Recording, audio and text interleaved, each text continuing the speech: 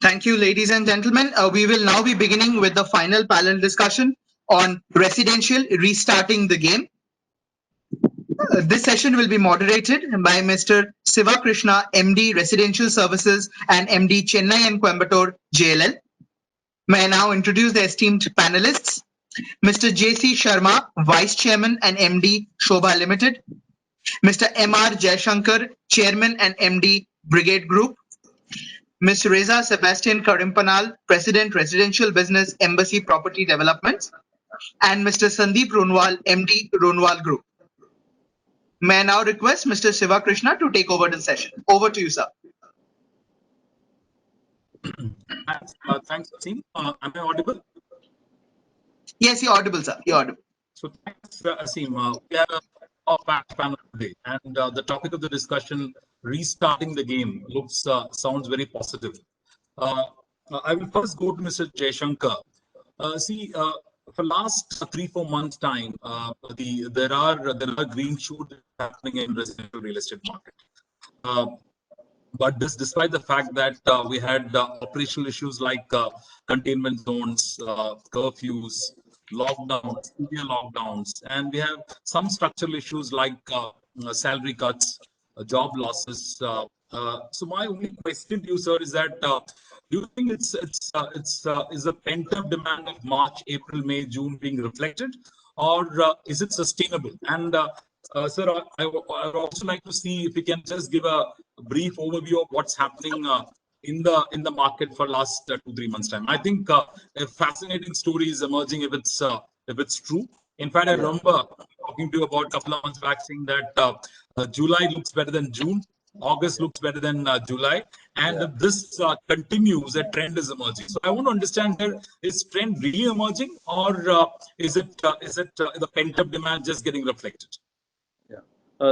Thank you, Shiva. Firstly, I'm quite audible, right? Yeah, yours, sir. Yeah, thank you, Shiva. It's good evening to all, and I'm happy to be here in the CII conclave. It's I can say gladly that there is a trend emerging, and as you mentioned, as I told you sometime back, June was definitely better than the lockdown period, and then July was better than June, and August is better than July, no doubt. And if all goes well in September, hopefully so, and probably we should be reaching pre-Q2 FY20 levels of many of the builders in at least in South India is what we feel like that. There is yes, there was a pent-up demand, and so subsequently, based on the trend that is being noticed, the recovery is more in the nature of a V-shaped recovery. Earlier, during the lockdown period and subsequently, people were expecting more like a W-shaped recovery. But so far, based on the trend, it is a V-shaped recovery, which is what the government also is hoping for that. And the demand is really from the end users now than ever before. Not that there was no demand earlier from end users, but in real estate, the demand is always classified or bucketed into three buckets. One is by the speculator who enters the real estate market in order to make money in a short while and get out of it. Another is an investor who will buy for maybe for the sake of their children or for capital gains issues or so, and then the end user for their real use.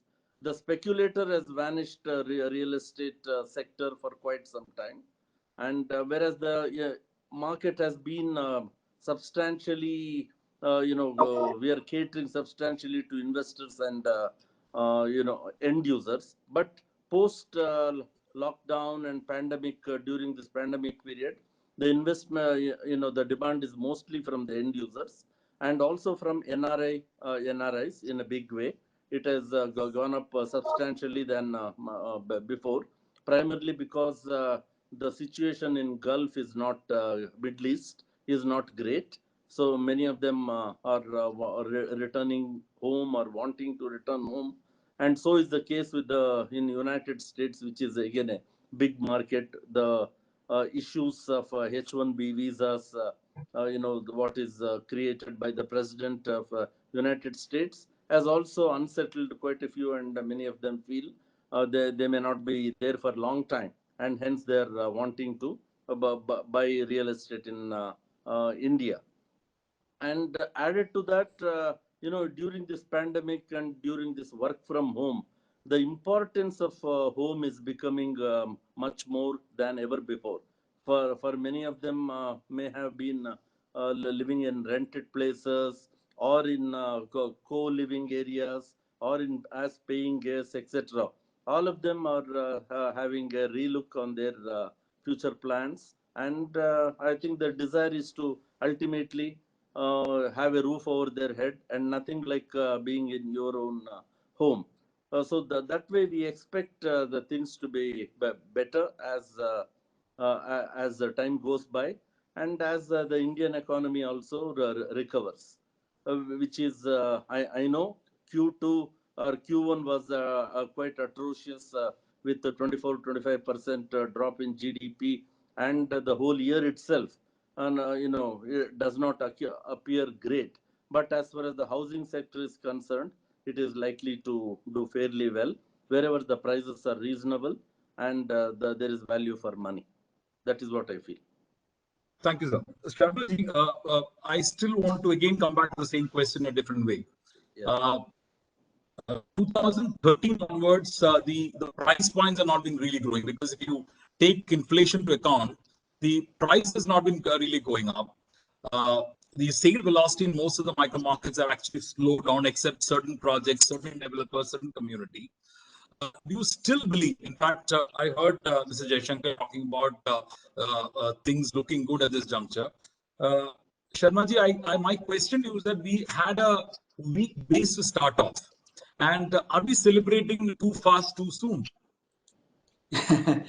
Good evening, Shiva, and good to be here with Mr. Jaishankar and you people.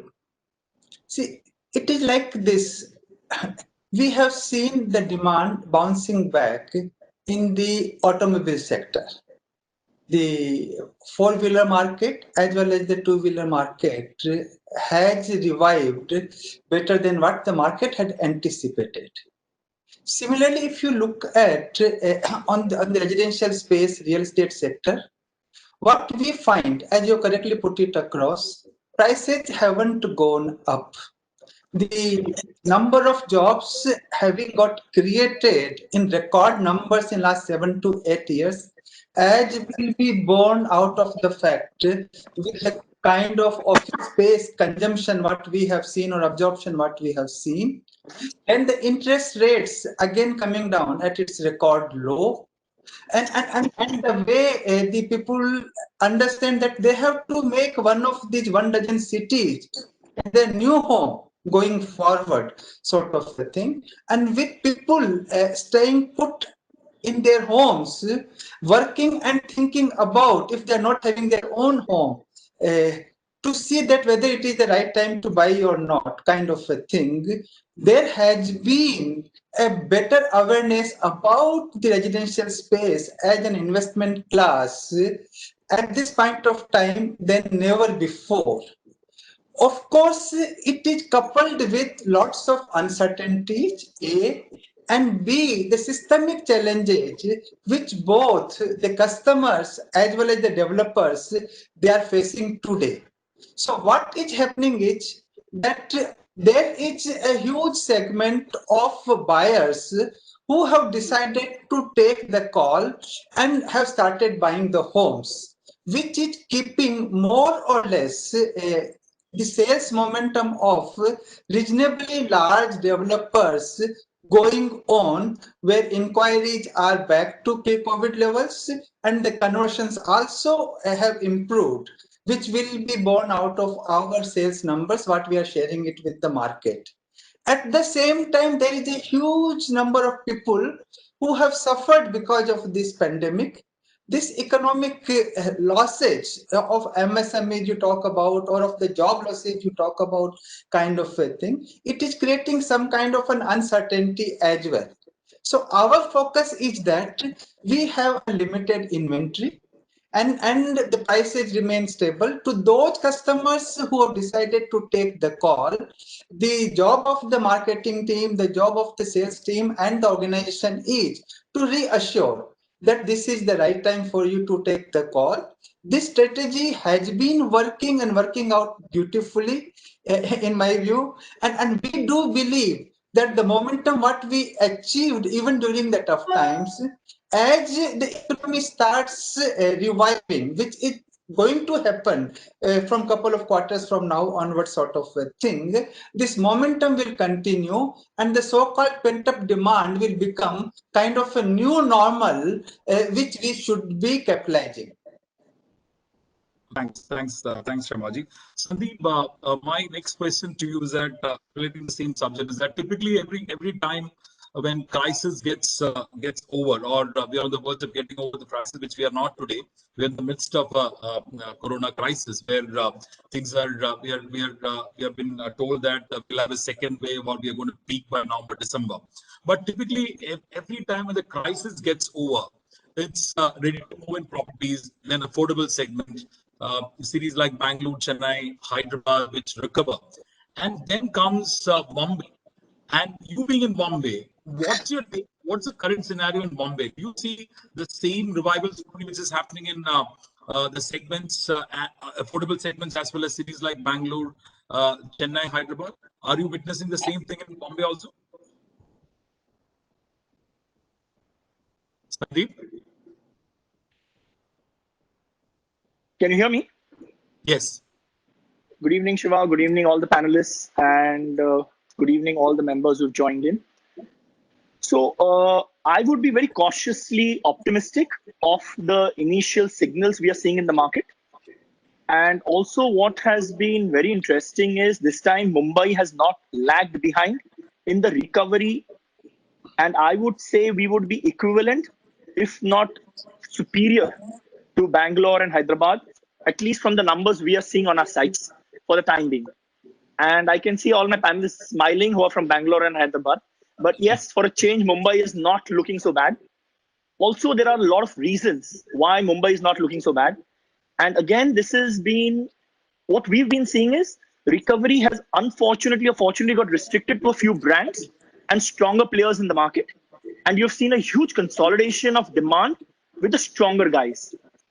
Mumbai, historically, or rather for the last 3-4 years, has been seeing degrowth in the last 3 to 4 years, maybe because of RERA, demonetization, the NBFC crisis, higher premiums. But also for the first time, we have been the most proactive industry, and the government has been very proactive in reducing the stamp duty. One of the biggest benefits we've got in the last 2 weeks or 3 weeks has been a reduction in stamp duty by 75%. So what used to be 5 to 6% is now down to 2%. And we are expecting this momentum to continue till March. We're also expecting further benefits from the government to boost the real estate industry. And we are actually seeing them as partners in reviving the real estate industry. And that's why I'm saying Mumbai has not lagged behind this time. And we are seeing strong green shoots. At the same time, I'm cautious because we do not know the impact on the economy in the long run. Like you said, there can be a second wave, a third wave. We really don't know. And we are seeing a second wave and third wave in most of the countries. We're seeing what's happening in Spain. We're seeing what's happening in America. We're seeing what's happening in UK. And India is still not even peaked. We do not know when we will peak. But we have gone back to a normal, the new normal, as we call it. And we're trying to run our businesses within this new normal. Interestingly, if businesses continue with this kind of a growth trajectory, we are hoping to see a good revival in demand for the next 2-3 years, subject to the GDP and all other industries being back to normal. All of us have also seen that industries have cut jobs, industries have reduced staff. We need that to pick up immediately.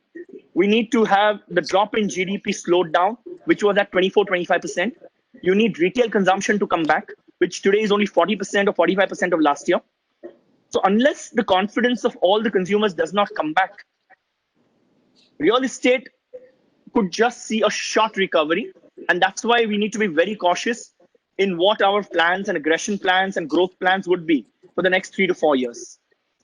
You're also seeing a lot of people who have seen, a demand for larger homes, surprisingly, has been very good because people have realized they need that extra space for work from home.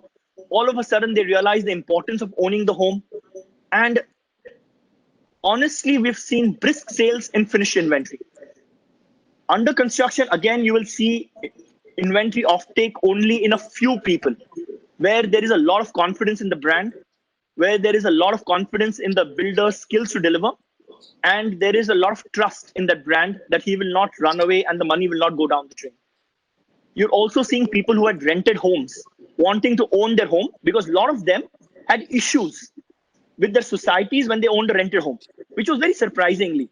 Societies had very stringent rules on rentals, on how many people can accommodate, how many people can come in, isolations, everything. So a lot of requests, demands for finished home is coming up. Interest rates are at a very good time. People are seeing a huge saving. I do not think with the 4 years of degrowth, real estate has been ever at this kind of pricing at what they're seeing in Mumbai. And that's why you're seeing a huge demand in Mumbai today for the finished inventory. Thanks, Shiva.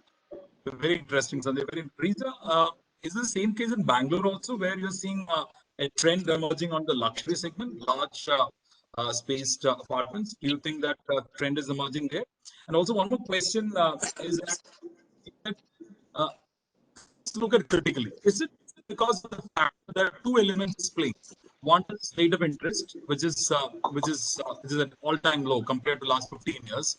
Is it also the reason why one of the reasons other than this is that as developers are extending good amount of discount at this juncture to trigger this sales at this juncture?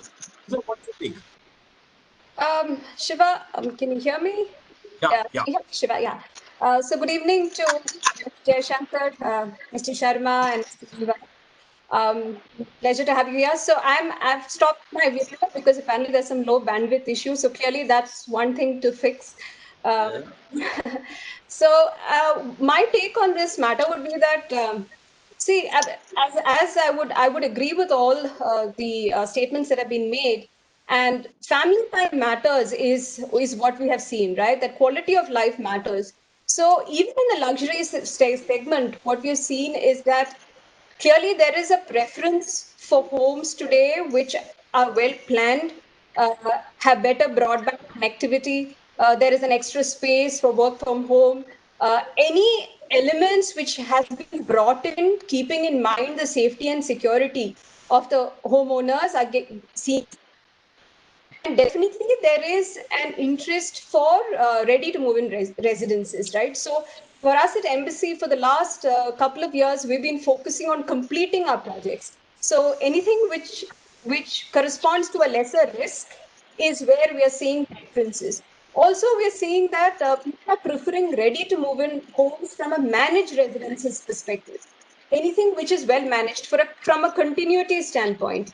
During this time, we have seen that, just basic living and living standards have been affected. So from a managed residences perspective, there is preference. We are seeing that walk to work. So facilities which are, or residential complexes which are located close to larger employment hubs. So anything from a minimum distance from much needed amenities, infras matter very much now.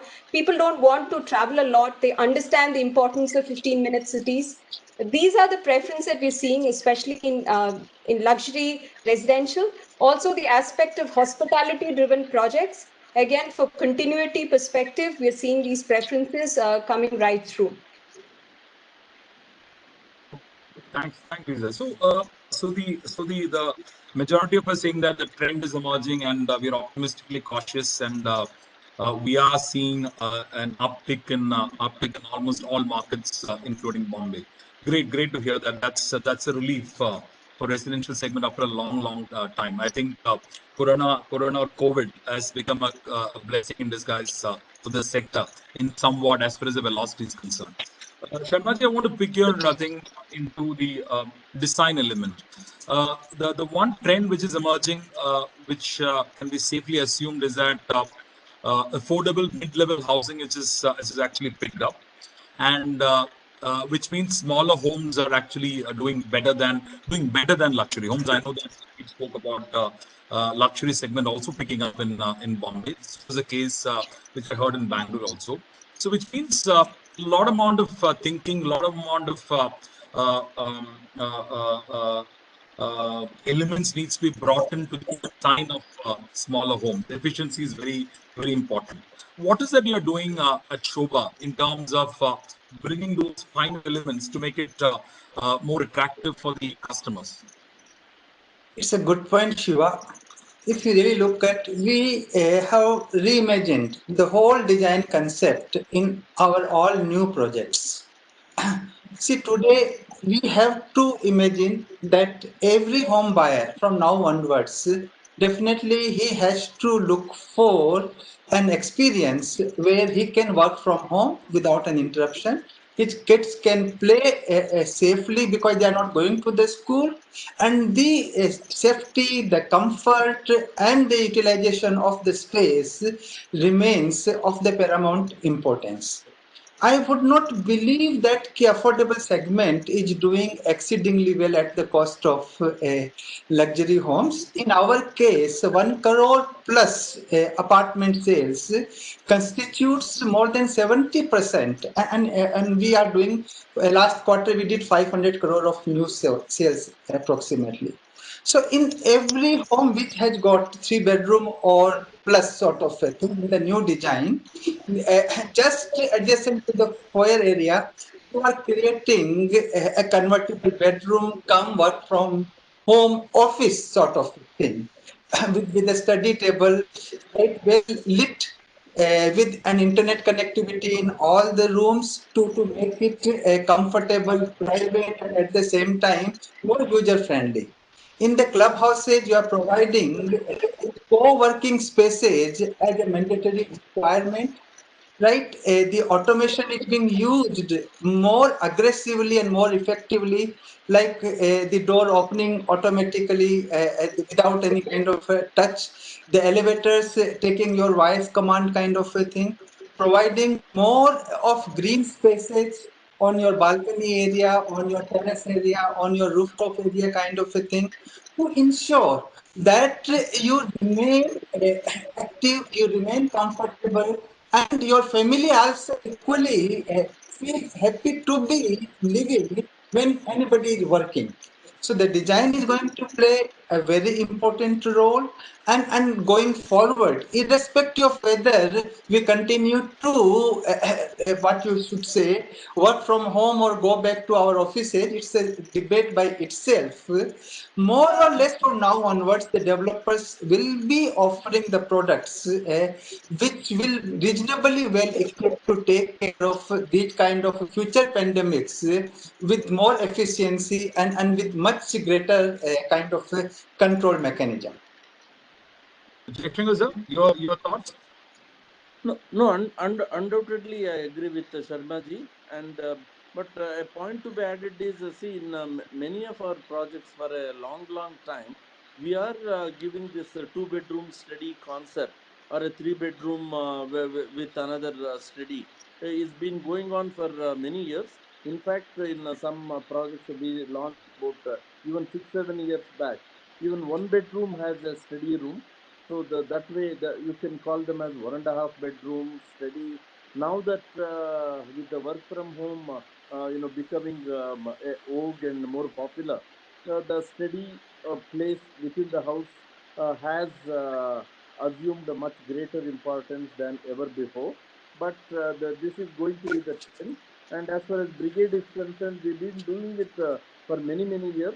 And I think now I can only say what we have been doing earlier is now it is reinforced. Our design aspects are reinforced, and we have always been a votary of integrated townships, mixed-use developments.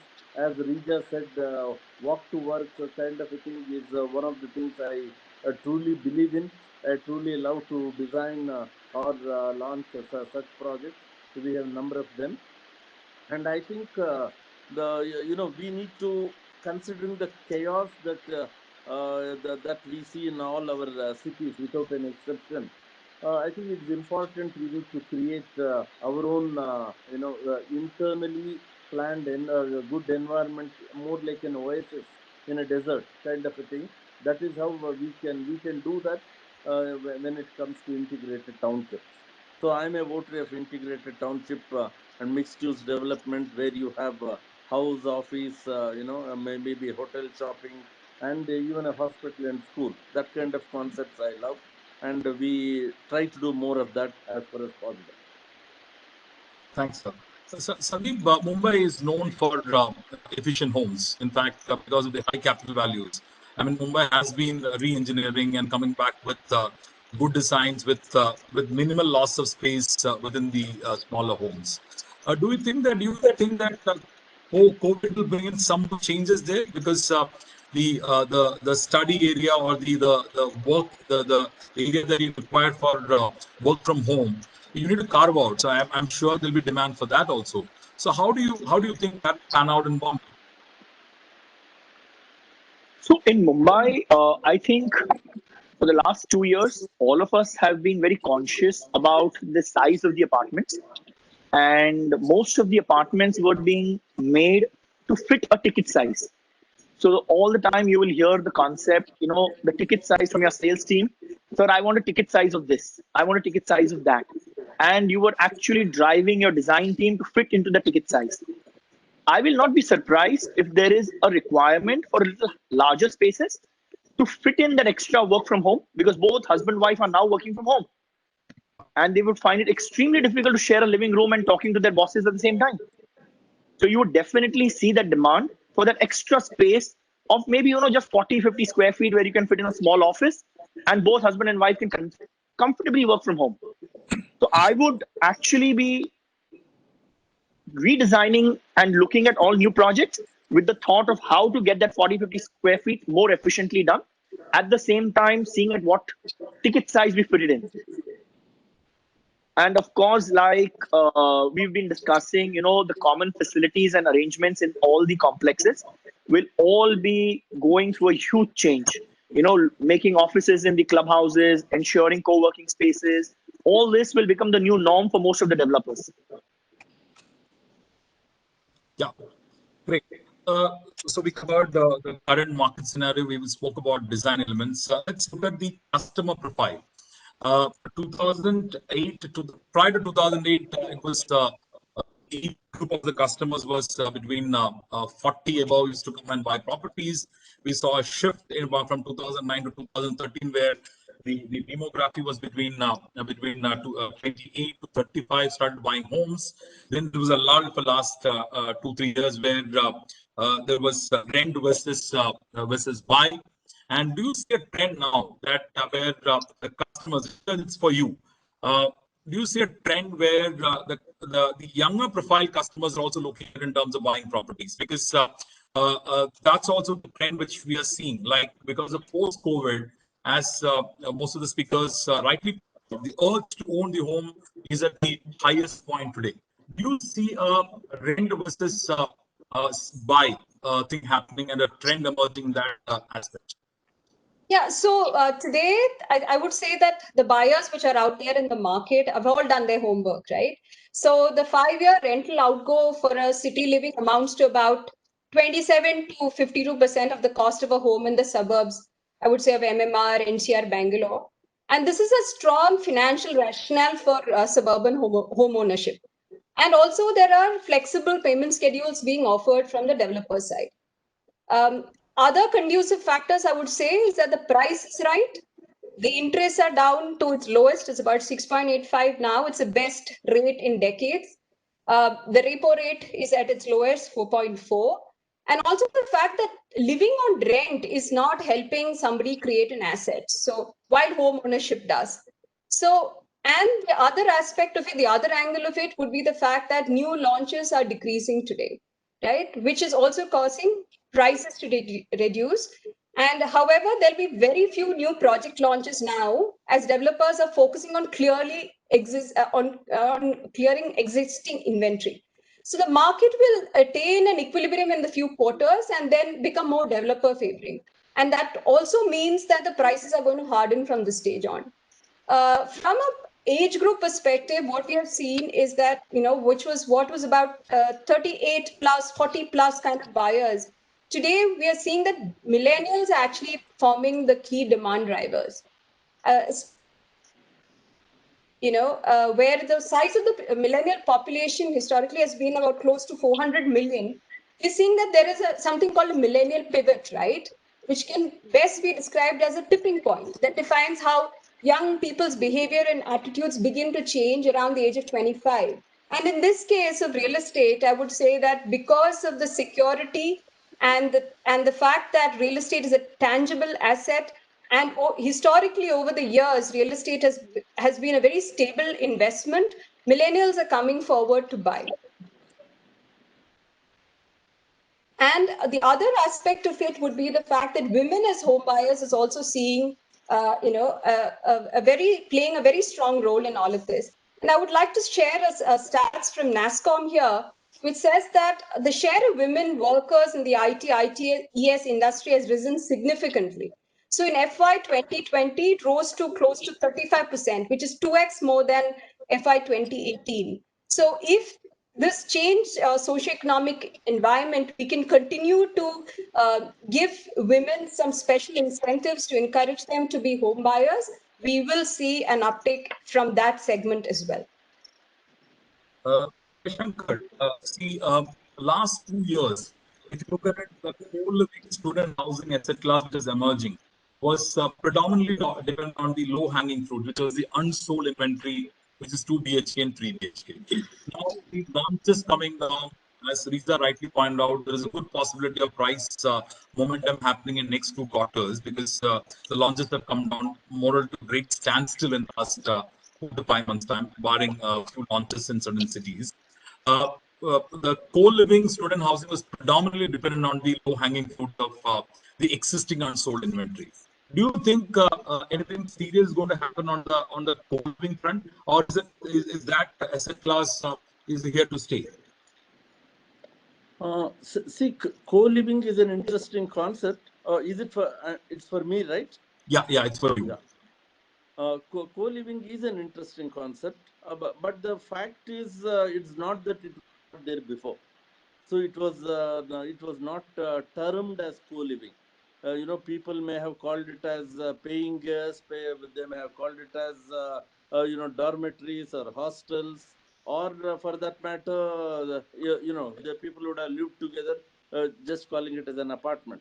But it's Americans who excel in branding everything as a product. So now co-living as like co-working has become quite fashionable. Even co-working for that matter, in another name, it was earlier called business centers. Now it is a modified and a much improved version of business centers is co-working. So which is also become quite, I would say, in demand and liked by many classes of customers.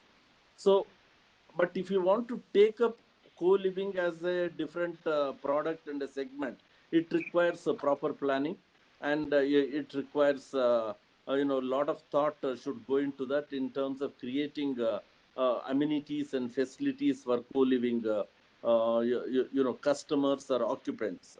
But it is good, and it should be ideally planned as individual blocks, not leftover apartments and unsold apartments. If you think that, then the concept may not really work in that sense. Similarly, student housing is also somewhat similar to that. I think these are all specialized products. Uh, there again, as just to say about women customers, apartments only for women that can act as in a co-living only for women, co-living only for men, or it can be a mixed co-living. All those concepts will come in the near future, and particularly with huge movement of people from different states to places of work. these new products are going to stay, and they will become popular, and there will be specialized operators like co-working places. So co-living operators also will come, and I think it's another product which will see a huge growth in years to come. Sharmaji, your take? See, I agree with what Mr. Jaishankar was talking about. What we need to understand today, the demographic changes which has been taking place since last 2 decades or so, where if you look at the GDP of the cities, the happening cities, is far greater, far stronger, far better than the GDP of India. The cities are creating the jobs, cities are giving the taxes to the government, and cities are funding in other ways. Otherwise, the whole of India sort of a thing. And today you have even MMRDA, which like any European country. You have NCR, which is like again a large European country. If you look at today Bangalore as well, more than 50% of anything what you look at of Karnataka's economy on every single parameter, it is coming out from the Bangalore. Same logic applies to Hyderabad or Chennai.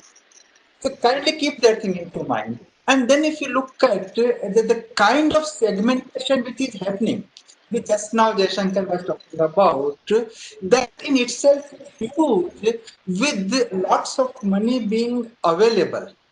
At the same time, these are products. These are not like a normal brick and mortar vanilla businesses like we are sitting in apartments sort of thing. So whether it is a co-living, whether it is a co-working, whether it is a students housing, whether it is a senior citizen housing, all such things we need kind of a planning, kind of a business mindset, which you need to market as a product. Probably this is the time where some of us will start looking into it.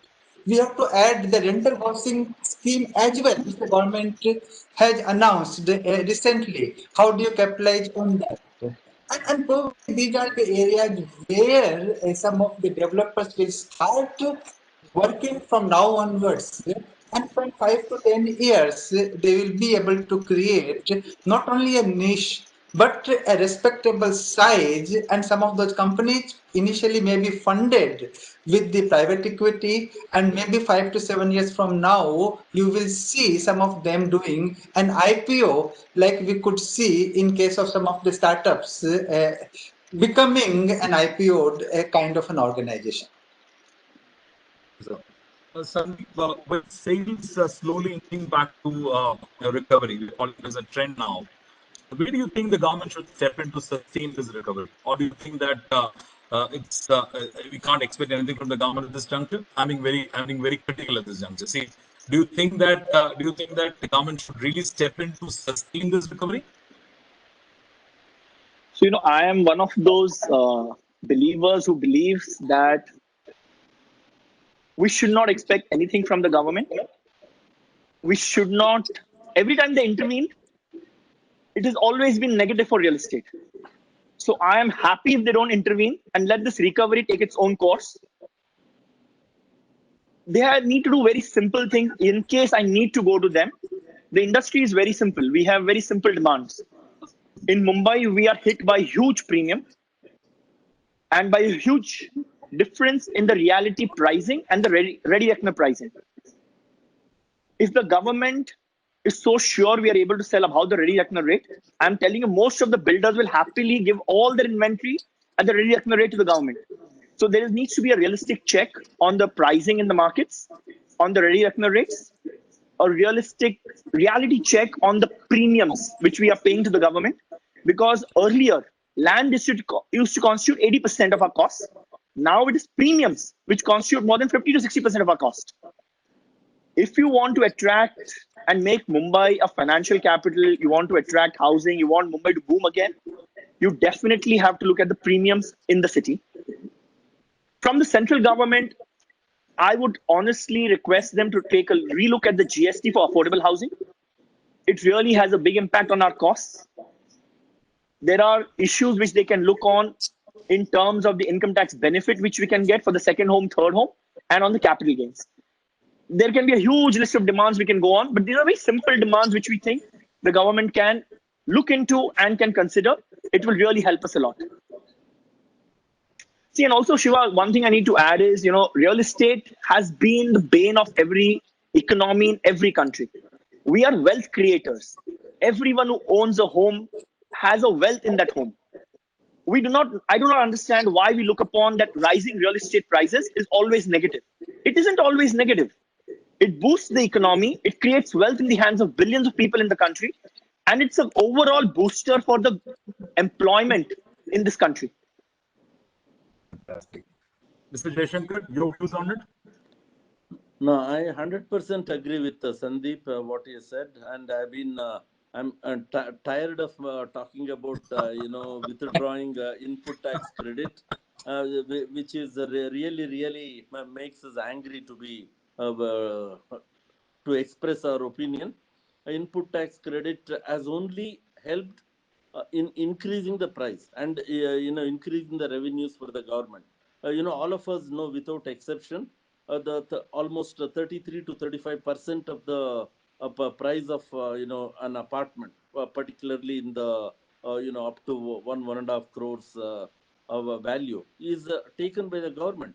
Say at least the listed developers in Bangalore, our profits are quite transparent.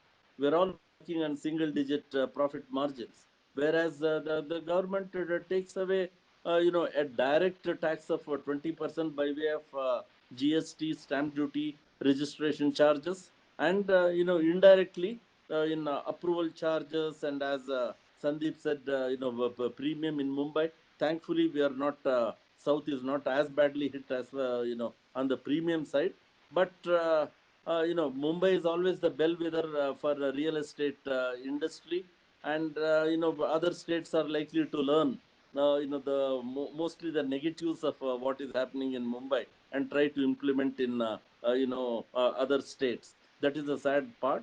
The government can do a lot. See, like including deemed income of unsold apartments or unsold houses. That is when developers are struggling with unsold stock. If you add the tax on that, it is like adding insult to injury. That is the kind of effect it has. And secondly, a important ingredient like cement is taxed at 28%, equivalent to a luxury product, or what the government also calls it as a sin product. And that is something it has to be withdrawn. It should be made much more reasonable. And by not allowing the input tax credit and over on top of charging 5% GST, the overall cost has gone up to the customer, and they made it affordable housing is a namesake, but they made it more unaffordable. I thought I'll ask a question to saying that what are the kind of incentives you're looking at from government for luxury and premium? Now I'm scared. Your thoughts? Shiva, I think the fellow panelists have answered it beautifully. We are not asking for any kind of a favor. What asking is an equitable and just treatment to be given to the developers. When we talk about an equitable and just treatment, what does it mean? That the spirit of the GST, that the input tax needs to be passed on. And if that is not happening, it is somewhere hurting the sector and hurting the developers the most. Similarly, like we were told by Mr. Sandeep Runwalji, that why you need to penalize a home buyer, why you need to penalize a second home buyer, why you need to penalize a developer today, right, if he's not able to sell his inventory. These are small things. In any country which is at this stage of development, probably would not have thought of such kind of a tax. But having levied and having seen that it has not somehow helped the economy or the economic growth or the employment growth, it is about time that it understands, listens, hopefully it does understand, but it ensures that by reviving the demand and somehow reducing the cost and making that way the product more affordable in the real sense, hopefully we can create a win-win-win situation, good for the customers, good for the developers, good for the what you call the government, and that is the environment where probably India can achieve 8 to 10% sustainable growth.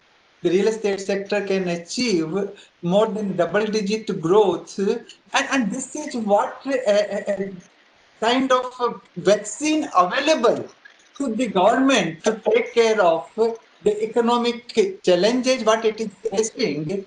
Hopefully, via such kind of an interaction, somewhere something should emerge.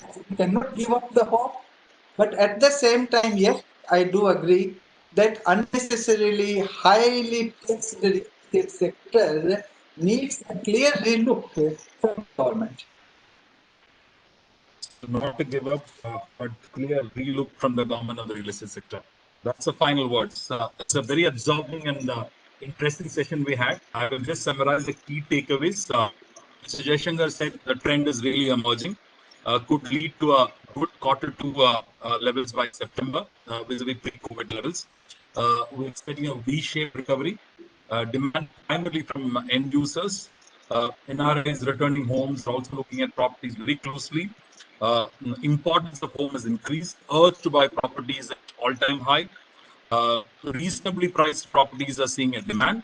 Interest rates are all-time lows, actually enabling the customers to buy the property. Co-living is not a new concept, but it's here to stay. You also spoke about the fact that the government little intervention is required, but let's let them not penalize us. That itself is fine for us. That's the take from Jaishankar sir. Sharma ji spoke the same thing. The prices are not going up. Interest rates at record low. Uh, Uncertainty. There could be cautiously optimistic because of the economic losses and the job losses. Customers are looking at reassurance. Sandeep again was of the same view. There could be a good spurt, but he's a little cautious in terms of how the recovery will last for a longer time. Recovery at Mumbai as good as South. That's another important point which he made. Uh, Recovery strong with the reputed brands and trusted builders. Input tax credit is important from a GST perspective from the government. That's what is looking at it. Riza spoke about quality of life matters. She spoke about rent versus buy. 20%, 77% of the cost as rental outflow in last 5 years. Price is right, interest at its lowest, repo rate at its lowest. I think we synced really well with our topic. We are restarting the game. Let's hope that we restart the game really well now onwards. Thank you. Thanks a ton for the excellent absorbing sessions. Thank you, Shiva.